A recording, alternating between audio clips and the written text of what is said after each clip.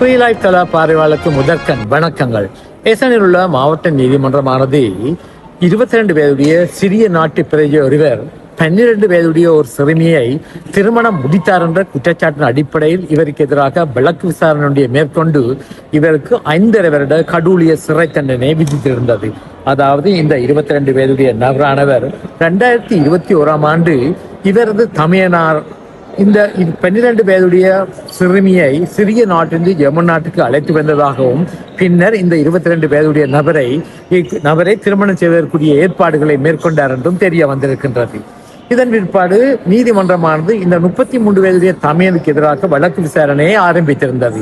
இந்த வழக்கு விசாரணையின் பிரிவில் இந்த 33 வயதுடைய தமையனுக்கு நீதிமன்றத்தினால் தண்டனை வழங்க முடியாது போய்விட்டதாக தெரிய வந்திருக்கின்றது. இது இவ்வாறு இருக்க தற்பொழுது இந்த 22 வயதுடைய சிறிய நாட்டு பிரஜைக்கு இவர் ஏற்கனவே இவ்வகையான குழந்தை திருமணத்தை முடித்திருந்தார் என்ற வகையில் மீண்டும் ஒரு வழக்கு விசாரணையை ஆரம்பித்துள்ளதாக தெரிய வந்திருக்கின்றது. அதாவது இவ்வாறு சிறிய நாட்டில் 13 வயதிற்கு மேற்பட்டவர்கள் திருமணம் முடிக்கலாம் என்று அவர்கள் நாட்டு சட்டம் கூறியிருந்தாலும் இந்த நாட்டிலே இது ஒரு குழந்தை திருமணமாக இருக்கின்ற காரணத்தினால் இந்த 12 வயதாக இருந்த சிறுமியானவர் இந்த நாட்டில் உள்ள அரசு திணைக்களங்களுக்கு இந்த திருமணம் பற்றி அறிவித்த காரணத்தினால் நீதிமன்றமானது இந்த நபர் மீது வழக்கு விசாரணையை மேற்கொண்டதாக தெரிய வந்திருக்கின்றது.